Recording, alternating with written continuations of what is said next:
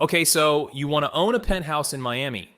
The plan in your head is simple, and for about 40 years, it was a good plan. You buy the top floor, you get the water on three sides, you hold it, you enjoy it, and the thing appreciates quietly while you sleep. Real estate in a city with no state income tax, in a country where everyone seems to be moving south. It sounds less like a purchase and more like a decision to stop worrying about money. Here is the number that plan does not survive.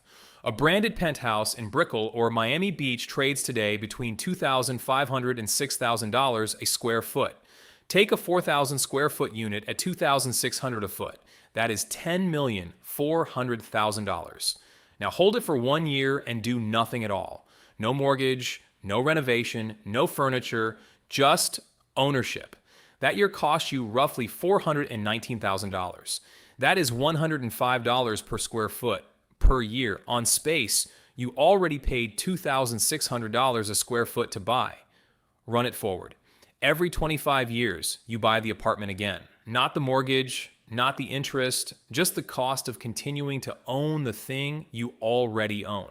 By the end of this, you will understand exactly where that money goes, why the penthouse specifically pays more of it than any other unit in the building, and why the largest single bill you will ever receive for this apartment is one you do not get to vote on, cannot refuse, and cannot sell your way out of. Because a penthouse is not a home with a view. It is the largest single share of a 40-story concrete structure, and the apartment is simply how they calculate your share of the bill. That sentence is the entire video. Everything from here follows from it. Let us start with what it actually costs to get in. Miami does not have one penthouse market, it has three, and each one is a completely different bet wearing the same word. The first tier is what most listings mean when they say penthouse. It is the top floor or two of an ordinary tower. 2,000 to 3,000 square feet, somewhere between $800 and $1,500 a square foot, depending on the building and how much water you can see. Call it $2.5 to $4 million. There is nothing structurally special about it. It is an apartment with better light and a higher floor number, and the word penthouse is doing marketing work. The second tier is the branded residence. St. Regis, Four Seasons, Aman, Cipriani, Bulgari, the Dolce & Gabbana Tower on Brickell Avenue. Here you are at $2,500 to $3,000 a square foot and up. A 4,000 square foot unit lands between 10 and 12 million. What you are buying is not the concrete. It is the service standard, the staff ratio, and the name on the door. And every one of those things appears again later as an operating cost. The third tier barely qualifies as a market. It is the trophy duplex. 10,000 square feet across two floors, $4,500 to $6,000 a foot and beyond. The St. Regis Residences penthouse in Brickell has been marketed around $45 million. The Four Seasons Brickell penthouse closed above $50 million. There are perhaps a handful of these transactions in a given year, almost all cash, frequently international, and with so few comparable sales that the price is less a valuation than a negotiation. Whichever tier you pick, the purchase price is the part everyone budgets for correctly. It is the only part. So where does the money actually go? Three lines carry almost all of it, and only one of them is the one buyers ask about. The first is the association fee. In Miami, luxury buildings, this runs from about $1.50 per square foot per month at a boutique tower to $6 or more at a flagship branded residence. On our 4,000 square foot unit at $4 a foot, that is $16,000 a month, $192,000 a year. Across Miami-Dade, high-rise association fees now average over $1,900 a month, up nearly $500 in a single year. And in some buildings, fees have gone from $650 to $1,400 in 2 years. The second is property tax. Miami-Dade collects on average around 1.94% of assessed value, the highest effective rate of any county in Florida, on a total millage near 17.6. On $10,400,000, that is roughly $202,000 a year. Florida's homestead protections are essentially irrelevant at this price point. And if the unit is not your primary residence, the assessment cap does not apply to you at all. The third is your own insurance policy, the H06, which covers the interior of your unit and your contents, but not 1 inch of the building itself. A typical Miami-Dade condo policy averages around $2,500 a year.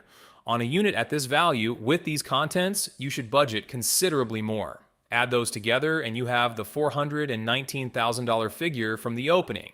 $16,000 a month to the association, $17,000 a month to the county, around $2,000 a month to your own insurer, $35,000 a month, every month to hold an asset you have already bought outright.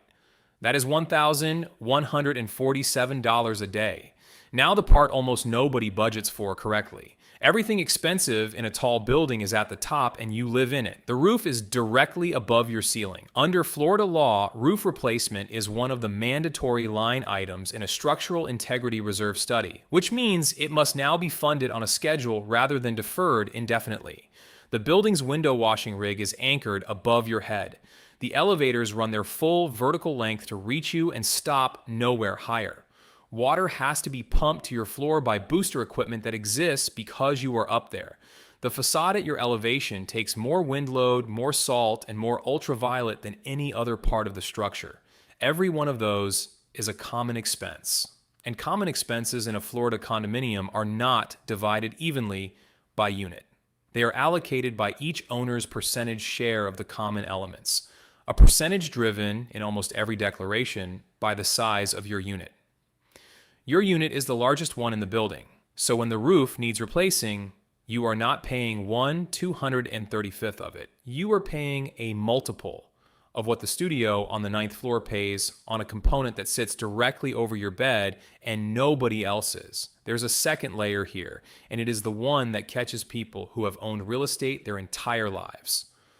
Florida condominium master policies do not carry flat dollar hurricane deductibles. They carry percentage deductibles calculated against the insured value of the entire building.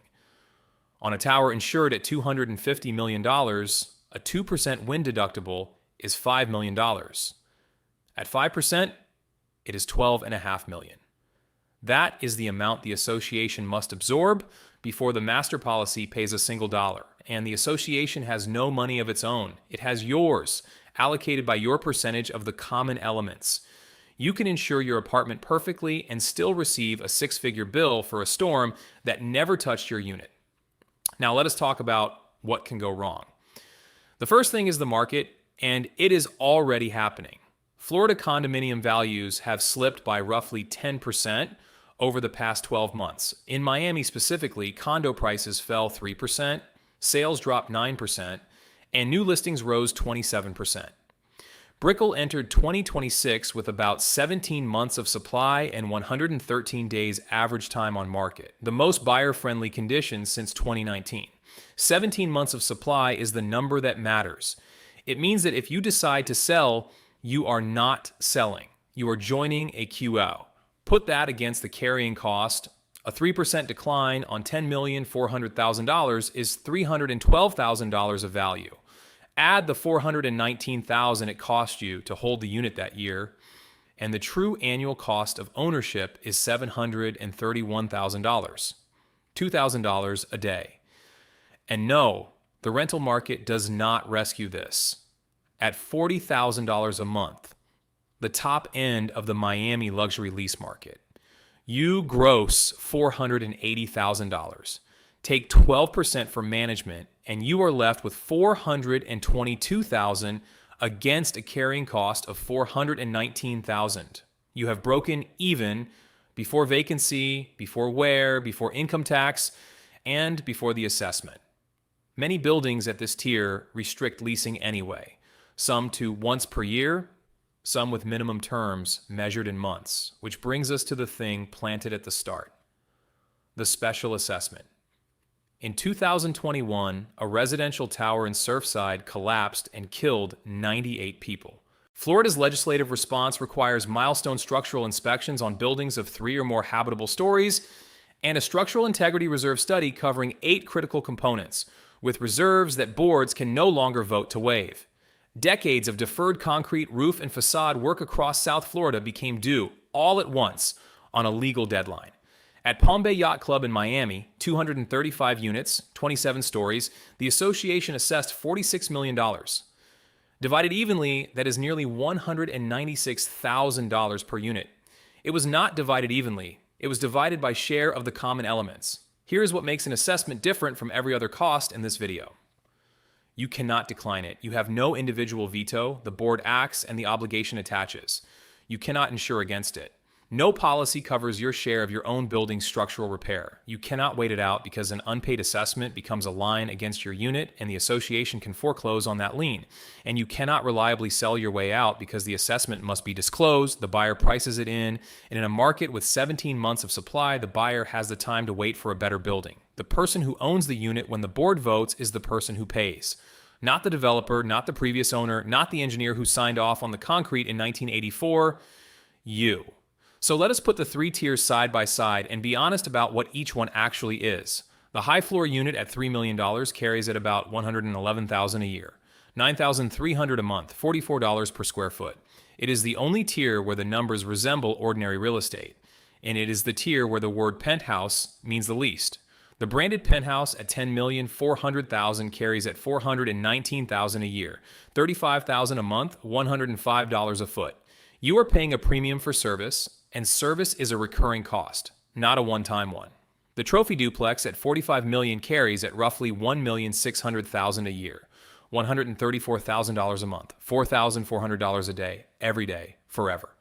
At that level, the apartment is not an investment and was never presented as one.